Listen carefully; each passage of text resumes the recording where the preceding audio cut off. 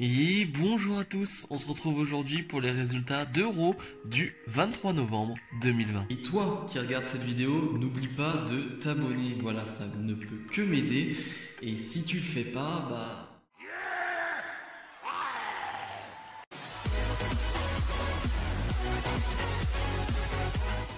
Et on débute le show avec la Team Raw victorieuse au Survivor Series avec Adam Pearce qui fait vraiment office de General Manager depuis quelques mois, quelques semaines. Voilà, il est General Manager. Alors en termes de charisme c'est pas fou, mais au moins il y a quelqu'un qui essaye d'avoir une autorité sur ce show et ça j'aime plutôt.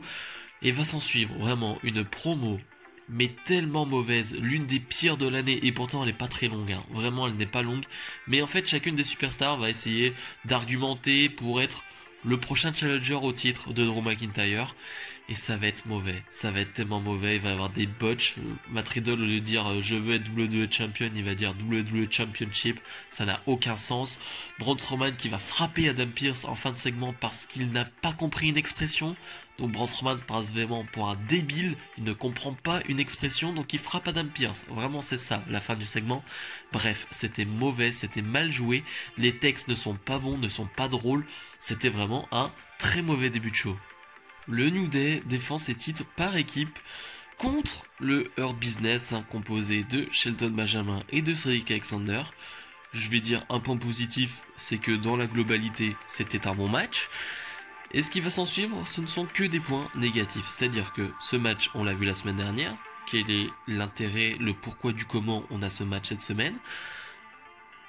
Il n'y a pas d'autre équipe dans cette division tag, tout simplement déjà, donc un gros problème de booking, de division par équipe, mais bref, ça c'est un problème qu'on a toute l'année, on a l'habitude, et la construction du match, encore une fois, on a un match qui va se terminer par un décompte à l'extérieur de deux membres, enfin un membre de chaque équipe, du coup bon le match se termine, pas de gagnant.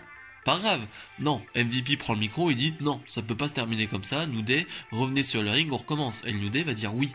Alors je veux bien que tu sois une équipe de face, mais là c'est complètement con. Tu vas te gagner un match par décompte à l'extérieur, ce qui est la règle, c'est les lois en fait, c'est juste les règles.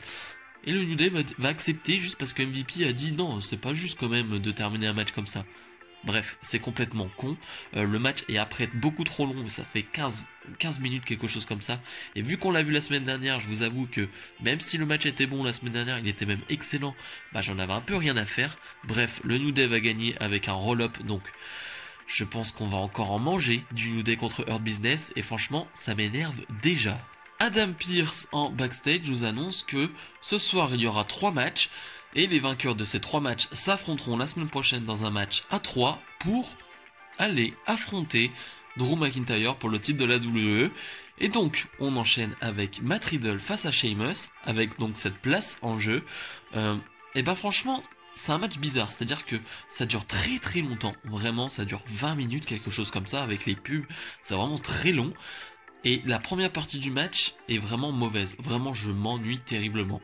Par contre, la deuxième partie est très intéressante, très prenante, tu sens un engagement physique des deux, vraiment tu le sens bien, et pour le coup la deuxième partie est très entraînante, et je prends du plaisir sur la deuxième partie, avec un Matt Riddle qui joue vraiment le rôle du babyface ultime, qui se relève à chaque fois de toutes les attaques de Sheamus, vraiment, qui se relève au dernier moment, on n'y croit même plus à un moment donné, et pour le coup c'était pas mal, vraiment la deuxième partie et la fin est très très cool, avec un Matt Riddle qui va surprendre Sheamus avec un roll-up et remporter ce match. Matt Riddle qui avance dans ce mini tournoi entre guillemets, qui la semaine prochaine sera donc dans ce match à 3. Je suis très content que Matt Riddle ait cette opportunité, il va se retrouver dans un match à 3 avec que des très bons participants, vous verrez après. Et donc forcément ça donnera un bon match et une bonne exposition pour Matt Riddle. Alors c'est pas un push, on peut pas dire ça pour le moment, mais en tout cas je trouve que c'est cool. Je trouve ça cool que Matt Riddle ait une victoire comme celle-là et qu'il ait une mini opportunité pour aller affronter Drew McIntyre. Vraiment ça c'est une très bonne chose. Firefly Funhouse avec Bray Wyatt et Alexa Bliss. J'ai adoré cette Firefly Funhouse, vraiment je l'ai adoré parce qu'ils vont nous parler de l'amitié. Ce soir, Alexa Bliss affronte Nikki Cross dans un match et Bray Wyatt va nous dire que l'amitié ça peut aller très vite, tu peux faire des puzzles avec quelqu'un et une seconde après il est en train de brûler quelque chose. comme d'habitude, des références à sa feud avec Randy Orton, comme toujours, et Alexa Bliss, voilà, qui va être très complice avec Bray Wyatt, comme d'habitude. Et on va retrouver la grenouille de l'amitié, qui veut être gentille tout simplement, c'est la première fois qu'on la voit. Et Bray Wyatt qui va dire à Alexa Bliss, voilà, dis-leur ce que tu vas faire à Nikki Cross ce soir, qu'est-ce que tu vas faire à l'amitié ce soir. Et une Alexa Bliss qui va être en mode démoniaque tout simplement, et qui va tuer la grenouille de l'amitié. Légère, très rapide l'apparition de la grenouille de l'amitié. Ils vont même faire une minute de silence avec un magnéto sur la vie de la grenouille de l'amitié. Bref, c'était très marrant. Et donc ce soir on aura Nikki Cross contre Alexa Bliss. On va voir ce que ça va donner. Mais bref, en tout cas c'était vraiment une très drôle Firefly Funhouse. Vraiment j'ai apprécié. Asuka qui défend son titre face à Lana. Lana qui mérite fortement d'avoir une chance pour le titre après sa grosse performance hier lors des Survivor Series. C'est totalement faux bien sûr.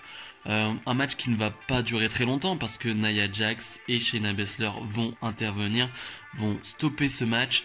Donc disqualification après un coup de poing très mollasson de Nia Jax sur Asuka, vraiment très mollasson ce coup de poing. Finalement Lana va venir un peu aider Asuka, ce qui va nous conduire à un 2 contre 2. Un 2 contre 2 très peu intéressant où Lana va se faire dominer tout le match tout simplement, va faire un comeback, va faire le tag à Asuka. Et après il se passe pas grand chose. Lana va essayer de sauver un peu Asuka. Lana qui va prendre le finish de Shayna Baszler, un coquina clutch. Mais Asuka qui va en profiter pour faire un roll-up sur Shayna Baszler et remporter ce match. Victoire de Lana et Asuka avec un roll-up, donc le troisième roll-up de la soirée. Je sais pas qui boucle les matchs, mais quand même faudrait lui dire de diversifier un peu les fins, parce que 3 roll-up quand même, là ça fait quand même beaucoup. Mais voilà, on continue avec une Lana qui ne fait pas grand chose pour le moment, qui est sympathique, on va dire ça, mais pour le moment, il y a vraiment rien, c'est le vide. Keith Lee face à Bobby Lashley pour déterminer qui sera dans le Triple Threat la semaine prochaine pour déterminer le prochain challenger au titre de Drew McIntyre. Un peu déçu de ce match, pas en termes de longueur, ils l'ont laissé assez de temps, mais disons que j'ai pas eu l'impact que j'aurais voulu avoir, c'est-à-dire que t'as quand même 2 big men, 2 gars très costauds, très bons, très forts physiquement. J'ai pas ressenti ce truc physique, vous savez, de duel de colosse. J'ai pas ressenti ça. J'ai même ressenti un Keith Lee qui va être trop dominé et on va voir sa puissance que seulement sur les 2 dernières minutes, même pas. Peut-être sur le dernier geste, sur le dernier move. Mais dans l'ensemble, je trouve que Keith Lee est trop dominé. Et ouais, ne fait pas assez preuve de puissance et de supériorité. Non, il est dominé tout le long. Donc ça, j'ai pas trop aimé pour le coup. Le match est pas mauvais, c'est pas un mauvais match. Ça reste un match très classique d'Euro, mais ouais, j'aurais aimé un peu plus de puissance dans ce match. On a une fin de match où Lashley là va porter comme d'habitude sa prise de soumission, et là il fait preuve de puissance, qui se lie en réussissant à s'en échapper, un des seuls qui arrive à s'en échapper, et MVP qui va intervenir, qui va disqualifier Bobby Lashley. Donc victoire de Keith Lee par disqualification, toujours pas de fin clean, toujours pas de tomber 1, 2, 3, enfin bref, c'est un bordel.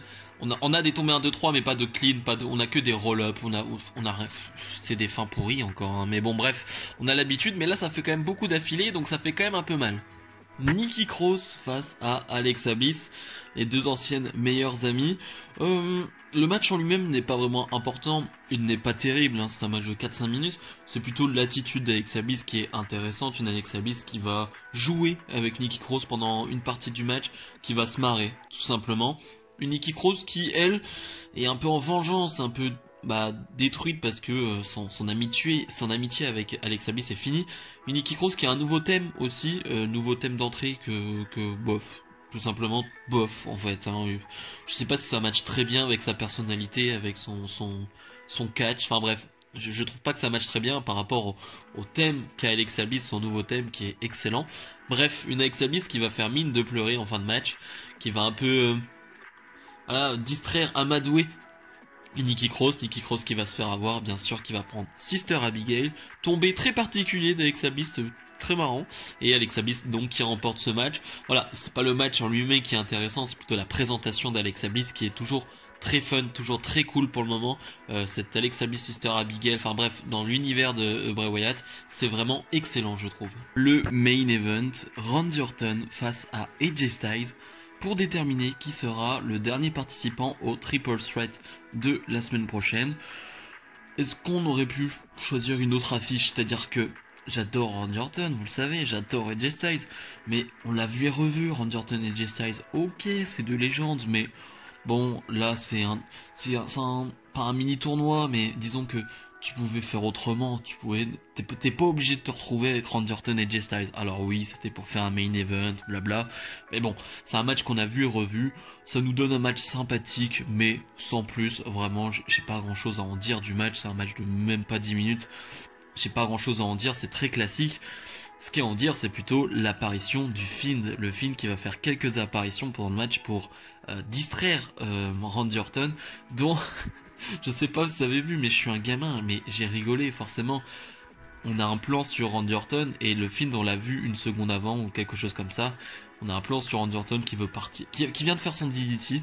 Et le problème c'est qu'on a en arrière-plan, tu vois le Fiend qui est en train de passer la barricade. Et je suis désolé, mais les botches comme ça, les fails, ça me fait énormément rire. Forcément, ça me fait rire. Je suis désolé, mais bref, passons. Le Fiend qui va encore distraire Randy Orton, et Jay Styles va en profiter et va donc remporter ce match et se qualifier pour ce match à 3 la semaine prochaine.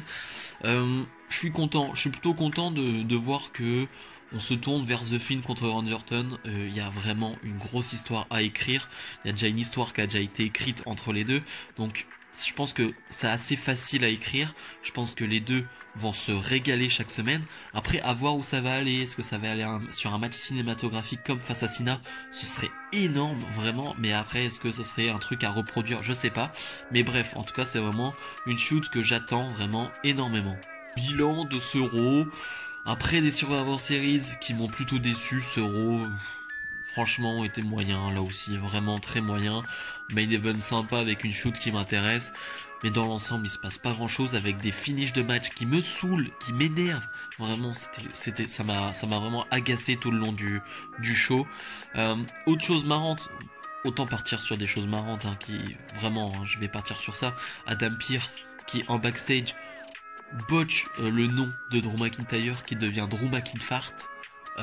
Là aussi ça me fait très rire. Là aussi ça me fait très rire. Drew McIntyre qui devient Drew McInfart. Très drôle. Vraiment bien joué Adam Pearce. Au moins tu as été le petit divertissement de ce show qui était très fade. Bref. Si vous avez aimé cette vidéo, n'hésitez pas, comme d'habitude, à mettre le petit pouce bleu et à commenter, à me donner votre avis sur ce show. Nous, on se retrouve dès jeudi pour la review de NXT. Salut, salut!